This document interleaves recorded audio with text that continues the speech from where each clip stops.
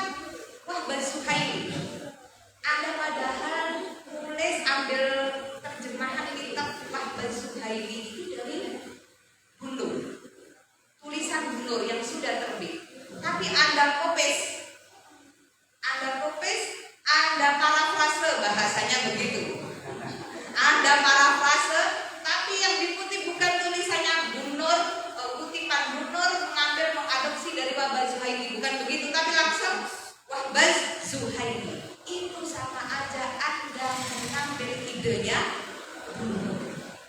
belum tentu Ibu Nur itu menerjemahkan langsung kitab tersebut. Bisa jadi Ibu Nur hanya mengambil esensi lalu mengembangkan apa yang ada di dalam kitab, misalkan Islam wa adilatuhu, fikul Islam wa adilatuhu, misalkan begitu. Itu sama aja Anda mengambil ide. Yang kedua, plagiasi langsung naratif. Nah, ini bahaya sekali. Ini banyak dilakukan oleh mahasiswa-mahasiswa ini. Banyak dilakukan oleh mahasiswa ini. Itu nak, itu bahasanya ya. Ini ya nak ya, kayak yang begitu itu wajib fardu ain untuk dihilang. Kenapa? Plagiasi sama aja dengan mencuri. Muslim mencuri itu haram. Nah yang ketiga itu plagiasi pada diri sendiri. Nah ini mohon maaf, ini sampai sekarang ibu masih melakukan. Kalau plagiasi pada diri sendiri, ibu sering melakukan itu. Kadang-kadang tulisan ibu, idenya ini, ibu ambil buku di ini, ibu kembangkan, ibu ambil lagi. Tapi ibu merasa dengan bahasa yang lain. Tapi ibu sebenarnya idenya ya pernah yang ibu tulis. Ibu bahasanya mencuri pada diri sendiri, gak ada yang haram. Kalau tulis ibu, tapi itu sebenarnya kalau di dalam jurnal itu tidak boleh. Dalam tulisan itu tidak boleh. Jadi lebih baik kan kalau Prof Amin gitu ya, teori itu stagnan. Teori itu akan berkembang jika ada analisis dari penulis, jika ada pengembangan dari penulis. Sampai sekarang itu jadi pedoman ibu. Teori itu stagnan. Kalau tidak ibu kembangkan, berarti gak jalan ilmu yang sudah ibu baca. Itu kata Prof Amin dulu. Ibu pernah belajar ke beliau. Beliau itu memang ahli tentang merangkai teori, ke ide-ide, ke data. Itu beliau itu sangat ahli. Jadi beliau itu bilang begitu. Makanya untuk menjadi penulis itu, yang pertama itu yaitu harus apa? Harus akunya etika. Itu harus dijaga. Kenapa number one? Itu harus dijaga. Karena etika itu penting. Kalau dalam ilmu keseharian kita, akhlak itu penting, kan begitu. Terus yang kedua, yang harus dijaga oleh penulis itu adalah publikasi yang baik. Bagaimana publikasi yang baik? Ada 3 unsur. Pertama adalah unsur originality. Apa unsur originality itu? Unsur originality bahwa tulisan itu memang berbeda dengan tulisan-tulisan sebelumnya. Maka kalau semua karya ilmiah itu pasti ada literatur review atau penelitian yang terdahulu. Pasti itu ada. Karena memang originality itu sangat penting. Loh Bu, misalkan ibu membahas tentang Saleh Tarje, tradisi Saleh Tarje orang Madura. Saya lihat Bu di Google tulisan ibu tentang Saleh Tarje banyak Bu. Bahasanya ada 50 tulisan Bu. Bagaimana ibu ingin original ini lah gitu. Kita harus mencari celah di situ. Kita harus mencari celah.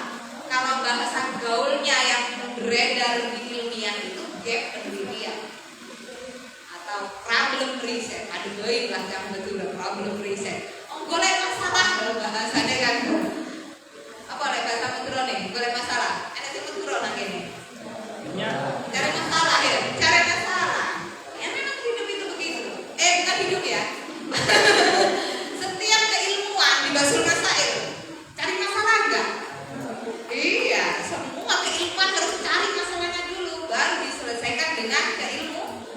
Makanya ilmiah begitu, berbeda dengan novel ya. Kalau novel itu imajinatif.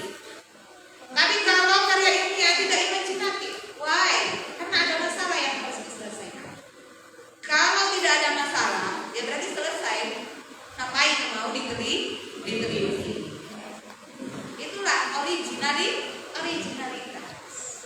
Itu kalau mau publikasi. Bagaimana cara mau nyari originalitas? Itu nanti ada di bab selanjutnya. Ya, ada di bab gap penelitian itu nanti. Tidak akan flow untuk pertama. Oke? Setengah-setengah dulu. Yang ketiga adalah novelty. Apa novelty?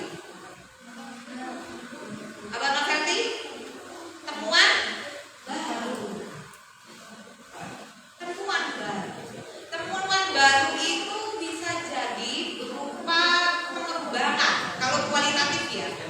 Kalau kualitatif itu temuan baru itu bisa dari pengembangan, dari teori yang sudah ada. Atau memang menemukan temuan original yang memang belum pernah ditemukan oleh siapa. Bisa Bu, kita itu sebagai pemula menemukan yang original tanpa pengembangan, sangat-sangat bisa. Itu bagaimana? Terletak di mana? Terletak kemampuan Anda menguasai teori dan kemampuan Anda memperoleh data. Apa badan sampai di sini? Bahasa itu terlalu tinggi apa badan?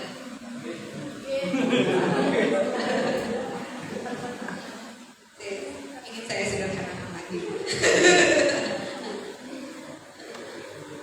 Untuk mencari ketemuan baru, adik-adik harus menguasai teori.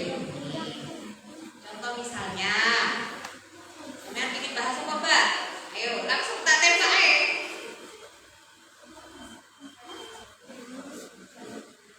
Oke. Nur kirim file.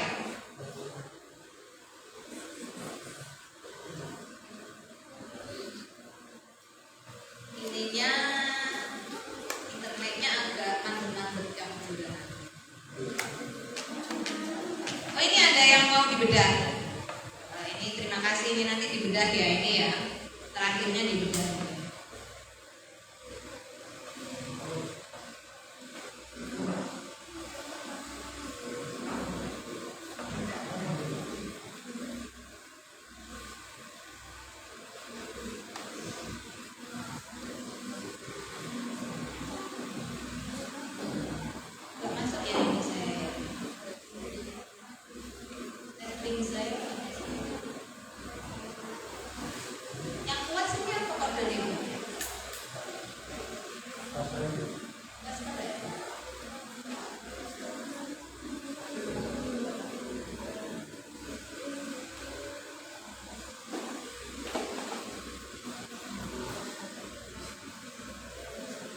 Bisa minta tolong Mbak, anukan ya sambungan biar bisa langsung enak-enak. Misalkan contoh begini aja ya, selamanya ibu langsung pada penelitian ibu yang sudah ibu kuasai ini. Ibu itu membahas kemarin itu membahas tentang munggah-munggah. Apa munggah-munggah itu tradisi kawin colong gitu. Aja konotatifnya aja enak ini ya. Ibu tradisi kawin colong. Otomatis ibu akan membahas tentang tradisi. Nah tradisi itu kan yang membahas tentang tradisi itu kan banyak. Kalau di dalam teori tradisi yang ibu dan budaya tradisi itu tidak akan lepas dari ritual dan simbol. Ritual itu upacara, misalkan anu kudu nyiap pengunyan, lah itu kudu mandi kembang, lah itu masuk kategori ritual. Sedangkan simbol itu seperti filosofi yang dimiliki orang-orang perang kita. Apa kita menyediakan ini, apa kita menyediakan ini, itu ada filosofinya kan. Itu adalah bentuk simbol. Pasti itu. Dan yang mengeluarkan tentang teori ritual dan simbol itu kalau kita baca penulis-penulis luar negeri itu banyak. Ada Greece, ada Turner, ada Greece kan begitu. Banyak lagi apa yang terbaru. Oke lah, dari sekian banyak Nah ini keahlian. Ilmu itu tidak, ibu bilang tadi kan, teori itu akan stagnan kalau bukan si penulis yang mengembangkan. Itulah kalau penulis tidak mampu mencocoki logi, ngerti ya? Nyocok no teori yang ini pas gawe penelitianku, itu ilmu gak akan berkembang. Jadi ini Prof Amin itu kayak termasuk nanti di paragraf per paragraf itu setiap kita ngomong itu harus ada cocoki logi dari keahlian penguasaan yang harus dikuasai oleh penulis. Itu begitu. Jadi ketika kita ngomong kita ada teori simbol dan teori turunan, kita ambil teorinya Gris. Oh ya, teori ini cocok untuk penelitianku, kayak munggah. Nih bukunya Gris untuk anak-anak wajib membaca, wajib dibaca. Entah itu bahasa Inggris, bahasa Indonesia, bahasa apa. Bu, bahasa Inggris itu udah mampu dikira ibu ini kepintaran bahasa Inggris. Tidak, sama-sama. Tapi kan setidaknya tidak terlalu bodoh untuk membaca, gitu kan, gitu ya. Tidak terlalu bodoh untuk membaca. Apalagi ini kan yang milenial, tanyakan dulu. Kalau buku ini apa? Gaptek, soalnya wong wis tahun haula ika. Lek kalian generasi Z, buku ini generasi B. Kan gitu, terlalu jauh. Gaptek ibu itu. Mentranslate untuk kalian itu bisa. Apa gampang sekarang itu kalau mau baca buku, pahami dulu ini mau mana yang ditranslate dari satu paragraf mana yang penting, satu lembar, saya ambil. Translate itu satu lembar. Telah. Caranya gampang, menulis, catat itu ini. Poin 1 ini maksudnya ini, poin 2 ini maksudnya ini, dan poin 3 maksudnya ini. Ibu kalau tidak dikuasai, karena ilmu dasar ini ini bukan ilmu tinggi lagi yang ibu ajarkan, ini ilmu dasar yang wajib dimiliki setiap penulis adalah ikro, membaca dengan cara membaca. Ya, yang pertama itu adalah novelty ya. Kalau novelty nggak ketemu ininya, nggak ketemu apanya itu, cara kita mengembangkan novelty itu ya, yang tahu. Setelah kuasai keilmuan itu, kuasai data, kan begitu ya? Ini masih begitu ya. Kita kuasai data. Data itu gimana? Kalau data itu subjek penelitian Anda. Kalau kalian file riset, berarti file riset apa? File riset apa? File riset itu penelitian lapangan, tulis. Kalau nggak bisa menangkap dengan tulisan, bisa direkam, ya. Kalau tidak bisa menangkap dengan tulisan, bisa direkam. Ada yang nama penelitian file riset, maka yang data diambil adalah data lapangan. Ada yang namanya library riset. Apa library riset? Kajian kepustakaan. Berarti subjek penelitiannya apa? Buku yang akan kita kaji. File riset adalah buku yang akan kita kaji. Maka dikuasai itu datanya. Kalau misalkan di ini ya, kalau di Ahwalul Asasiyah itu memang lebih banyak mengkaji, mentelaah kitab-kitab Babul Munakahat. Kalau yang di Ahwalul Asasiyah, Babul Munakahat, misalnya punyanya apa Urdu Bijeng, Kafa Afinika, lalu begitu itu banyak digali oleh orang anak-anak Ahwalul Asasiyah. Kalau kalian misalnya diberi riset apa? Ta'lim ini ya. Ta'lim muta'alim, akhlakul benar, kan itu tentang pendidikan akhlak kan begitu ya. Apalagi? Terus apalagi? Hidayah masuk orang? Masuk. Bahas apa hidayah? Yaitu perilaku.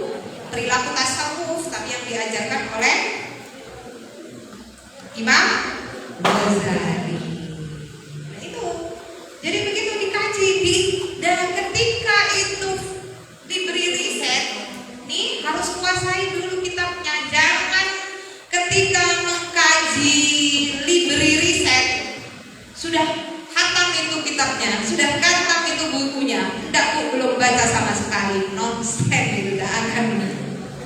Loh Bu, kan saya masih menulis latar belakang Bu. Justru di latar belakang itu harus kamu kuasai dulu.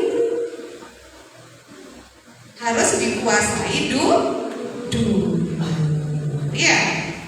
Terus setelah itu contribution. Apa sih penelitian itu memberikan kontribusi nantinya?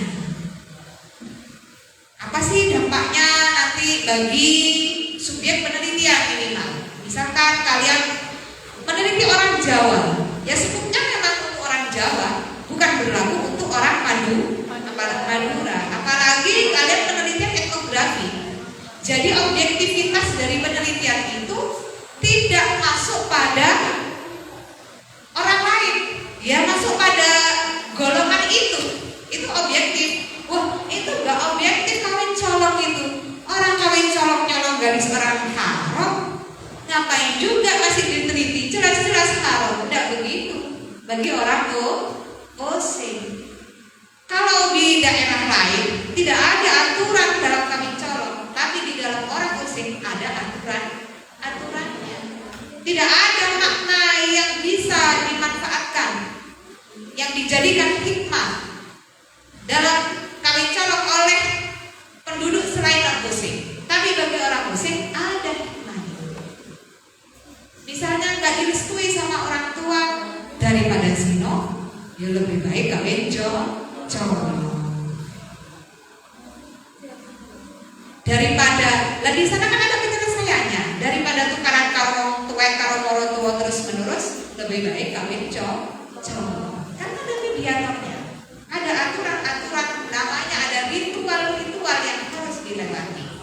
Itu kalau di dalam kawin colok. Nah itu namanya dampak. Dampak ada nggak dampak penelitian nanti pada minimal subjek dan kepada kepada peneliti lain. Bisa jadi transpirasi. Bu Nur pernah mengkaji tentang bullying, begitu ya. Nah, tapi Bu Nur belum membahas di sisi ini. Nah, tak bahas kan. Bu Nur ini sudah mendalam di sisi ini, tapi tidak membahas di sisi ini. Itulah menunjukkan sebenarnya dalam penelitian, dalam karya ilmiah itu menunjukkan manusia itu mempunyai sangat keterbatasan. Ilmunya itu sangat sedikit.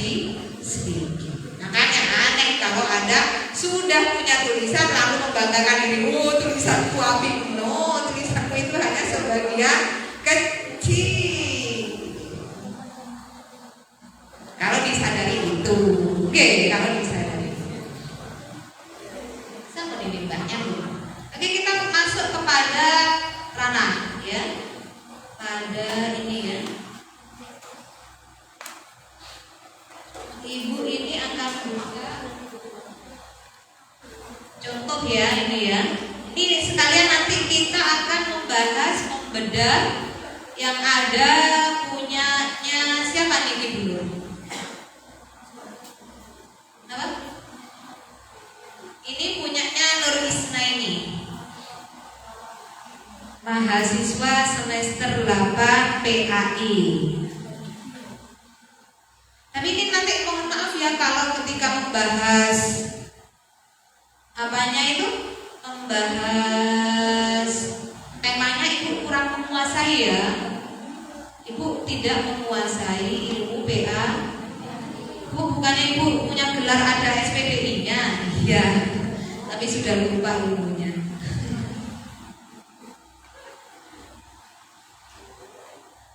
Sudah terlalu lama. Wis tuwek. Open lampu.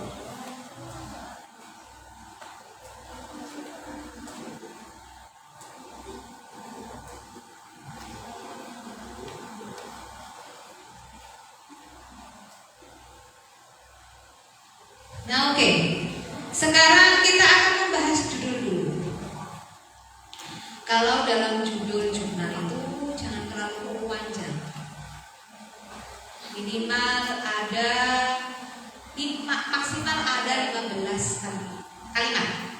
Kata ya, 15 kata kalimat itu bahasa? Kata ya, 15 kata. 15 kata. Terus yang kedua, kalimatnya itu singkat, tapi menarik. Coba ini, penilaian pendidikan agama Islam berbasis Higher Order Thinking Skill atau HOTS di SMK Muhammadiyah 5 Jember. Ini membahas apa? Ibu tanya. Kalau akhir, ibu akan kalau percuma ibu menelaah sendiri. Yang perlu kan ini kalian yang belajar kalian, yang perlu belajar itu kalian. Dari sini, coba. Ini temanya apa? Ibu tanya ya, langsung. Temanya apa? Ibu? Membahas apa?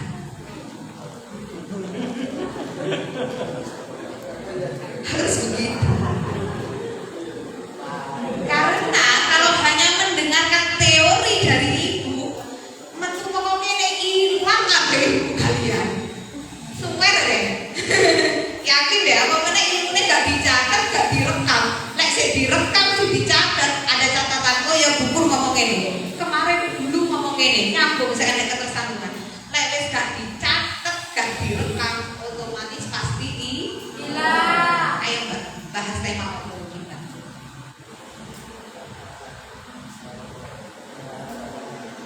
Hah? Penilaian skill. Ini sampai 4. Temannya bilang ini penilaian skill. Bener apa ora?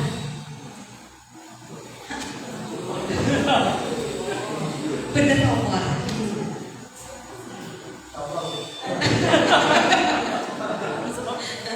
Insya Allah. Kenapa kok insya Allah? Ada mahasiswa insya Allah tidak ada alasan. Nonsen itu. Mahasiswa harus ada alasan. Kenapa insya Allah?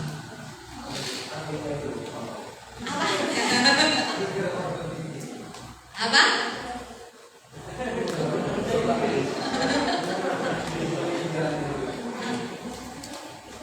Ayo. Saking nenek laporan itu terus jalan seret. Ayo. Temannya bilang itu penilaian skill.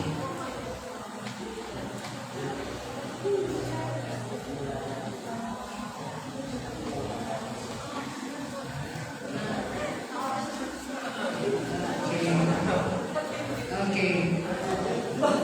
Apa skill? Apa skill?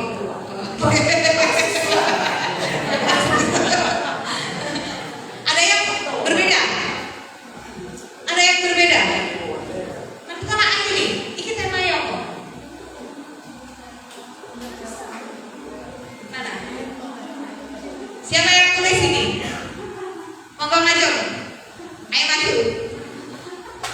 Ibu gak punya jalan. Kalau ibu punya jalan ibu marani.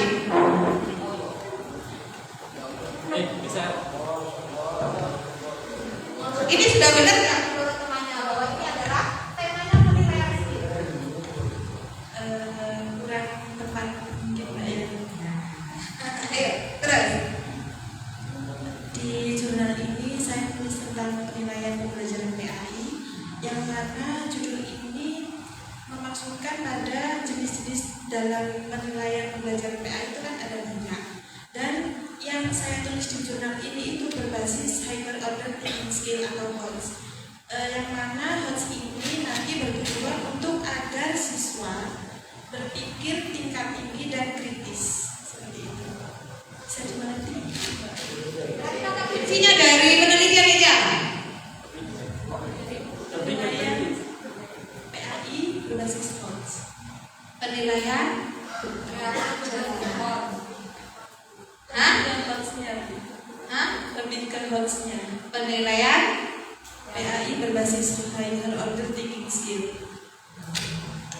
Oke. Maaf ya.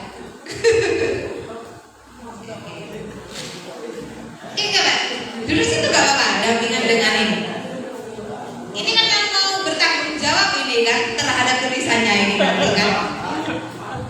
Langsung sidangnya. Langsung sidang ini, sidang skripsi. Dan ini kan kita lagi klinik, gak apa-apa ya kak ya. Kalau dalam ilmu belajar, ibu itu mohon maaf, itu ibu ini orangnya ini repot belajar orang begitu ya. Jadi orangnya itu agak ceplos-ceplos dan agak kasar. Jadi harap maklum ketika ngomong yang agak kasar-kasar kepada kalian itu jangan ambil hati. Jadi mohon maaf ya. Terus jangan gampang baperan sama ibu ya. Jangan baper-baperan. Jangan harus ini ya, harus kuat ininya ya. Nah, ini ya. Kalau dilihat dari judul ini sudah pas. Kenapa? Judul ini intens menurut ibu, sangat menarik. Di situ ada metode, bukan metode ini ya, bukan metode penelitian ya, metode pembelajarannya. Metode pembelajaran, salah satu metode pembelajaran yang digunakan di PAI adalah dengan HOTS, kan begitu, yang akan dipraktekkan di SMK Muhammadiyah. Itu sudah dicantumkan, dinilai dengan ini. Guru atau peneliti atau siapapun mampu menilai pembelajaran PAI siswa Muhammadiyah dengan metode HOT itu sudah disebutkan. Terus yang kedua pada langkah abstrak. Dalam abstrak ada spidol kan? Ada. Oke. Ini nanti kalau ini difoto aja ya tulisannya. Yang harus ada dalam abstrak itu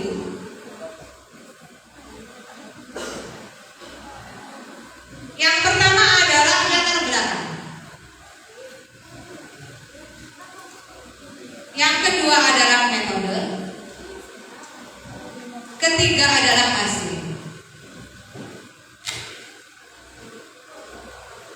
3 poin ini yang wajib. Tapi ada juga sih beberapa jurnal itu minta harus ada tujuan. Harus ada tujuan. Nah itu kalau yang tambahan-tambahan yang demikian itu kalian harus, makanya kalau mau submit dalam jurnal kalian itu harus membaca template. Harus membaca template jurnal. Yang wajib ada ini pasti ini. Metode ada, latar ada, hasil ada. Bagaimana cara menyampaikan latar belakang? Jangan terlalu muluk-muluk. Dalam latar belakang itu kan ada gap penelitian. Gap penelitian itu yang dimunculkan. Kenapa kan setelah latar langsung ada tujuan, kan begitu. Setelah ada masalah langsung ada tujuan. Ada masalahnya ini dimunculkan, tapi tujuan ini jelas. Mau kemana tulisan ini? Mau dibawa kemana tulisan? Kan begitu. Agar itu jelas.